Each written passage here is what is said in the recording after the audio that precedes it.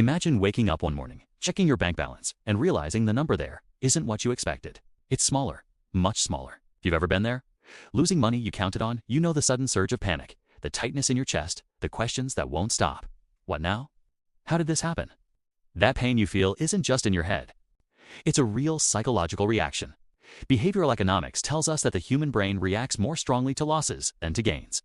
In fact, losing $100 hurts much more than the pleasure we feel when we gain $100. It's called loss aversion. And it's not just a bad feeling. Research shows that financial hardship is linked with increased anxiety, depression, and stress, especially when people feel uncertain about their future. But here's the truth. Losing money doesn't have to define you. It can be a turning point, a moment that forces you to learn, adapt, and grow. Let's sit with that feeling for a moment. Think about how it felt when you first realized you lost that money. The heart rate rising, maybe a bit of disbelief. That mind stuff, it's normal. Our brains were never built for perfect financial decisions.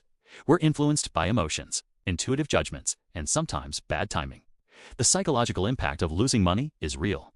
Studies show that financial worries correlate with higher levels of psychological distress, especially when people feel out of control. So the first step isn't numbers, it's emotion. Allow yourself to feel what you're feeling and understand that this reaction is a human one.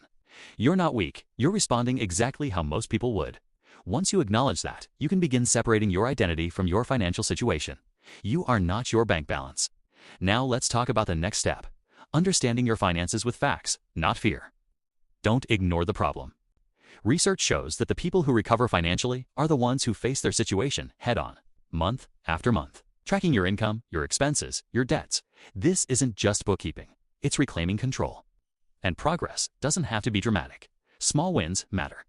Cutting one unnecessary expense today doesn't just save money, it builds confidence. Little steps add up.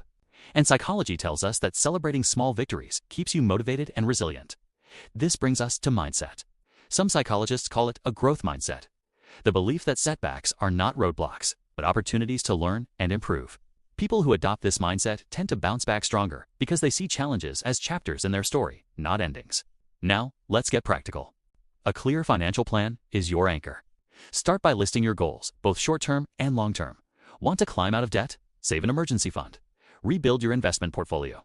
Write it down. Seeing it in black and white guides your decisions and gives your brain a direction to work toward. Budgeting might feel restrictive at first, but it actually gives you freedom. Think of your money like a story with chapters, food, shelter, savings, debt, and choices about where your effort goes next. When you budget, you are choosing your future. That's powerful. Another key ingredient in recovery is support. You don't have to do this alone. Lean on trusted people, family, friends, or even financial professionals who can help you plan and stay accountable. Studies show that having both financial and social support improves outcomes more than just tackling problems alone. And when the stress feels heavy, remember there are ways to take care of your mind too. Even simple practices like deep breathing, talking things through with someone, or just setting aside a few minutes to reflect can reduce anxiety. Many people think financial stress is only about numbers, but emotional health and financial health are deeply connected. Here's the part most people overlook. You are building resilience. This skill, bouncing back from setbacks, isn't something you're born with. It's something you practice. Every time you face the problem, make a plan. Take a small action. Resilience grows. Research on financial well-being shows that self-control and confidence in your financial decisions have a huge impact on overcoming hardship. So if you're watching this because you've suffered a financial loss, know this. The pain you feel is real, but it's not permanent. You can recover. It might take time. You might have to make tough choices. But the very act of facing your loss and crafting a plan step by step is already the path toward a stronger future. And remember, no matter what's happened, you still have something no one can take away.